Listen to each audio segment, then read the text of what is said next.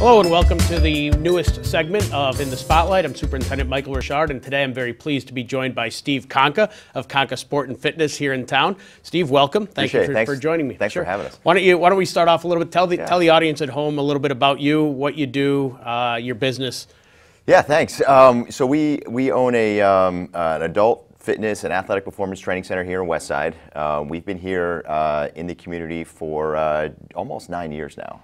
And, like I said, we work with all types of clients from, 9, 10-year-old athletes all the way through to the adult population. Right. So it's a nice, broad mix of folks we get to work with. We get to work with a lot of families as well. Very cool, very cool. So we'll talk a little bit more about what you do with those individuals a little later on, but why don't you fill me in a little bit on your education, your upbringing, where are you from, what'd you do, and then really, how did you get into the business? Sure. I actually grew up in New Jersey. My wife's originally from Westside. Kind of long story short, that's how I ended up back here in Westside. But how I ended up in the sports or fitness field really, I think, stemmed from my early days of playing football in middle school and high school. We had I was really fortunate to have a football program in our community, which was ranked one of the best programs literally in the country and in New Jersey at that time. And as a young kid, I remember sitting in middle school when the high school would come up to practice, wondering, what made those guys so different? How did they have so many undefeated seasons and state championships, and what did they do differently than all the other programs, in the area, in the state? And as I kind of came up the ranks into 8th grade into freshman year, meeting with the high school coaches and the other players, it was always about the work ethic, and it was always about doing the little things and the attention to detail and just preparing for not just in football but in life in general. And they always had students come back to talk to the kids who were very successful in other endeavors other than football, just in business, in life, and doing these really great things. And they all came back to the work ethic that they developed as high school athletes. And so experiencing that, playing football in high school and having other kids from other communities come and watch our summer practices and looking at coach saying, how come all these kids are watching our practice? Don't you want to tell them to get away? He's like, no, we're on the same plays for 25 years. They know exactly what's coming and when it's coming. But we're so prepared and we're so methodical at what we do, they can't stop it. So it was that kind of mentality about just prepping yourself for sports, for life, and if you do the right things and you live clean, good things are going to happen. Right. So tell me what you've touched on a little bit, but the role of physical wellness and its impact on your mental health as well. And you're talking about doing the right things and living a good life and a clean life and a healthy life. How do you see that in your day-to-day operations, working with young adults? Sure. and some older ones as well? Yeah, I think health and fitness in general is there's so many positive things that happen within the body when you start to engage in those type of activities, from all different chemical changes in the brain to different positive physical hormones that are released in your body. So when we talk about engaging in physical activity, it changes the mindset once you start to do that, and people can feel the difference once they get rolling. It's just getting them going is sometimes the tough part, especially not so much the kids that are already participating in sports, but it's some kids that are just not playing organized sports anymore, and they need an outlet for physical activity. They need to feel that positive energy release, or adults that were once active and are no longer participating in sport. They've kind of given their whole lives dedicated to getting their kids, in school and dedicating themselves. So that's the main thing that we see with our adults, is like now they want to spend time on themselves, and they want to start eating right, and they want to start, exercising. So we tell folks that you can do a lot if you have your health and you have your well-being and you have your mental wits about you. So taking care of your body is just something in our philosophy that really what we preach on a holistic level. Right. So you see a lot of your clients are wide and varied, and is there one thing that they all have in common when they come to you and are looking to make a change in who they are, how they present, and where they want to go? I think once they finally get to us, most of the folks have kind of found their why. if I could touch on that, it's basically everybody wants something. They want to lose weight, they want to feel better, they want to stop, hurting, they want to get off their medications. So I think we have a pretty extensive questionnaire that folks fill out when they reach out to us. And for example, I had a lady a few years back. She was caring for her elderly dad, and all she wanted to do was get strong enough to take the wheelchair and put it in her trunk. And that's all she cared about. It's all she needed to do day in and day out. So we got her to that point, but there was so many other things that happened while she was there. She could physically get the wheelchair in the trunk, but now she had more energy. She was able to do a lot more for her dad, plus all the other health benefits. She had rheumatoid arthritis. She was taking all these different meds that were making her tired, and she eliminated all of her medication after about 1.5 years, just because she didn't need it anymore. She wasn't in pain. So it's just one example of when you kind of figure out your why of what you want to accomplish, and you have a mindset that, hey, I'm going to do this no matter what. Really, really neat things can happen. And that must be something really important that you ask clients when they come to you is, how can I help you, and what do you want to get out of this? Right. If someone wants, obviously for our adult population, the majority of folks say, hey, look, I need to lose 20 pounds. I need to feel better. And you just keep asking, okay, why? What's that going to do for you? If you lose 20, 30 pounds, why is that going to help you? Well, I want to be more active with my kids. I want to be able to go hiking with my kids and not have to take breaks every 5 minutes, or whatever the case may be. But if you kind of start digging a little bit and asking the why, it makes people solidify, because exercise isn't easy. If it was easy, everybody be doing it. There'd be gyms packed all over the place, but it's not. It's something that most folks will put aside, either not for themselves, or they'll just keep pushing that away when they're doing other stuff. Right. So once someone really has built up that reserve of why I need to do this, then it makes it a lot easier for them to make that commitment day in and day out, right, to do it.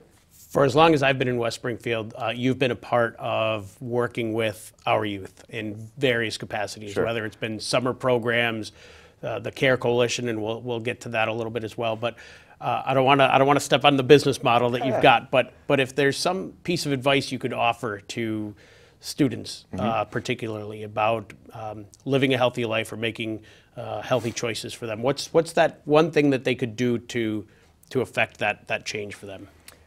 I think from a student perspective, and I've got 3 kids, in the school systems here, 13, 9, 11. So I'm living a lot of what I deal with other parents, and it's tricky because with the business that I'm in, we're just like exercise, nutrition. It's just part of what we do. It's just part of our everyday life. We kind of take it for granted, so to speak. Like if someone were to come in, let's say an investment or stock trader, and put down a computer and say, hey, I want you to start, picking the best things, start trading stocks to the best of your ability. I'd sit there and I have no idea what to do or how to do it. And that's what we get a lot of times with parents and kids from an exercise and nutrition standpoint. Their exposure to it is so minimal, and especially on the web now, there's a lot of misinformation out there. So they're not getting information that can really help them. So with that said, we try and really tell them to pay attention in school to their health class, believe it or not, because they're getting some really good information. Like my kids are getting some really good information, right in their own classrooms. And even sometimes the parents may have some good insight. You always get that pushback. I get it from my own kids sometimes. Just because it's coming from mom or dad. Whether it's that rebellious, teenage component that even though they know you're right, they don't want to listen anyway, type of thing. So it's a tricky slope sometimes when you're dealing with parents and kids. But the schools are providing some really good information on nutrition and exercise, and they're providing some really good resources for them as well. And once they're in our system, we try to provide little bits at a time. So we don't want to be too overwhelming, but we try to emphasize that it's an educational process. When somebody comes to us, not just a physical process. And we have a really neat online community which we utilize through Facebook and our Facebook groups about how kids and adults and parents can kind of interact with each other, with ideas, with information, so we can get them what they need. Because end all be all, it's the parents are going to kind of drive what the kids do, and the kids are going to model what the parents do. So the more we can help the parents set good examples, it's going to make it easier for the kids. Great. I appreciate the unsolicited support of the school system. Oh yeah, it's been great. You know, my kids go, hey, I learned this, and you know, they were talking about protein and exercise in health class today, and it's stuff that they just hear me just talk about just because it's what we do. Absolutely. You know, so I'm like, yeah, so you got to. That's what they're saying. It's not just me saying it. It's like it's real good knowledge that you're learning in school. So take it for what it is. You know, absolutely. Good. So you talk about adult behaviors and modeling for kids, and you've been involved with the CARE Coalition for a number of years now. And tell me a little bit about what that means to you. And we've always appreciated your involvement and your perspective. But what can you tell the community about your work with CARE Coalition, why it's so important to you, and how we can encourage others to join us? Yeah, it's a scary situation. Even just the short amount of time that I've been involved, it seems like every year the epidemic is growing, not just in Western Mass here, but just nationally on opioid addiction and painkillers and all that stuff. It just seems to be growing and growing. So it's scary as a parent, to have that as just something that our kids are going to be exposed to, in the social aspect of being a teenager. But from my perspective, there's just something I can do in the community, because we do work with kids, to let them know that we support the efforts of the community in providing education to the kids, or even the kids that have an outlet to go, or if they're not comfortable talking to their parents, sometimes out of that environment they're down working out, they can kind of share some stuff about what's going on in town or what's going on with their friends, and we can help just solicit a conversation. And even just to try to positively impact or affect one person has been very important for us to try and reach. You can't reach everybody, but if you can kind of set an example. For instance, we had a gentleman not too long ago. We did an event, it was a couple years ago here, actually at the high school. It was a roundtable event. We invited folks in the community, and there was a gentleman who got up and spoke, and he was really battling the recovery process, and he was kind of getting his life back in order, and he was a former athlete, and he wanted an avenue to start exercising again. So I invited him down. He spent about a year or so just kind of working out again, just getting his body right, getting his mind right, and all the positive effects that happen when you exercise with folks that are dealing with the recovery process of opioid addiction is really positive. There's great research out there on the brain chemistry that changes when you exercise to battle the effects of the withdrawal symptoms for recovering addicts. And the kids noticed him in the gym. They saw him in schools. He would go to lecture, at different school events and churches, and he would see kids, in the audience. And so kids would recognize he was there. And now he's still come to the gym. He's got his own business now. He's very successful. He speaks all over the community on prevention and different things. So that was just one story of something that we were able to provide somebody with an outlet to continue to reach out in the community, which has been great. So if we can continue to be a resource for folks, it's just something that we'll be glad to continue to do. Absolutely, absolutely. So New Year's is just 2 months away, right around the corner, and you know what that means. That means a lot of resolutions that are going to be made, right? Yeah, and broken really quickly after that. So talk to me about if someone at home is thinking, you know what, I need to get through the holidays as it is, but January 1st, I'm going to change something. Sure. What's some advice that you can give people about taking that first step and then continuing to take steps after that? Sure. No, that's a great question. We actually, that was brought up to us about a month ago, and this is our third week of, we just finished something called our 21-day kind of holiday jumpstart. So we had about 13 or 14 folks, adults, mostly females, couple guys thrown in there as well, that wanted to kind of get themselves in the right mindset and the right start before the holidays. Typically, like there's some national average I just read the other week, Americans will gain around 8 to 10 pounds between Thanksgiving and New Year's on average. So we want to try to avoid that component as best and just try to create some good habits before they get to that point. We're actually going to be doing one more just before Thanksgiving, another 3-week kind of jumpstart, which will get folks kind of geared up before the holidays so they don't make a lot of mistakes.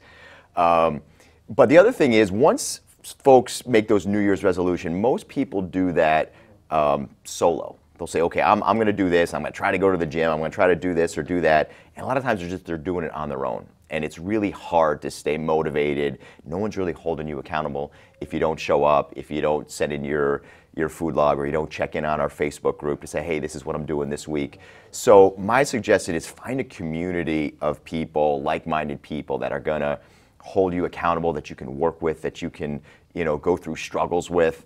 And that's going to be your biggest asset to getting through and seeing it through. Because it's all great to make a commitment, but making a commitment and sticking to that is where you're going to find the best results physically, mentally, weeks and months down the road. So find a community of folks, not just a gym, but a community of people that are going to help you and hold you accountable and really have your best interest in mind. Making the plan is the easy part. Carrying it out is the more challenging it's one. Tough. And teamwork is critical. It is, absolutely. Sure. And that's anything,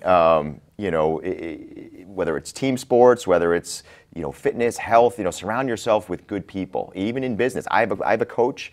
I have two coaches that I lean on just for ideas, for support. And we try to tell folks, hey, you surround yourself with successful, like-minded people, and there's power in numbers. Good. Well, we know that the high school football team is getting ready to start their playoff run this week, and I know you'll be around to support them this Friday, I think, as right? you always are. Absolutely. This Friday, play against Amherst here at Clark Field. If you're interested in learning more about physical fitness and mental health and wellness, we encourage you to check out Conca Sport and Fitness. And Steve, I'll let you tell the audience at home a little bit about where you are and how they can contact you if they're interested. Sure, thanks. We are right on Elm Street here in Westside, right next to the CVS. And you can go to our website, concasportandfitness.com, and there's an adult fitness questionnaire. If you're an adult looking to, change your habits, and if you're an athlete, there's an athletic performance questionnaire as well. All those questionnaires go right to me once you click submit, and then we'll be glad to get back in touch with you, and hopefully we can help you in some way. All right, and Steve, before we sign off, you get the question that everyone else gets, which is, I know you're watching at home, so if you had somebody that you want to nominate to sit in that seat and field some good questions, who would that be? Oh boy, that's a tough one. Gosh, I would say... You can either make some friends or some enemies real quick here. Yeah. Oh man, you put me on the spot here. I would say, I'd say bring the head football coach in. All right. And bring Chad in and talk about the positive experience that you're building community, you're building a work ethic, you're building so many more things that stem from the actual football practice or game, which stems it filters through the entire community. Which I think they see the camaraderie, they see the energy that the team brings to the whole community, which is pretty neat. So love to hear from Chad on how he's doing it. We'll make that happen. Okay. Very good. All right, thank you again for joining us. We appreciate your tuning in to this segment every other week. This is Mike Richard, Superintendent of Schools, signing off. Have a great day.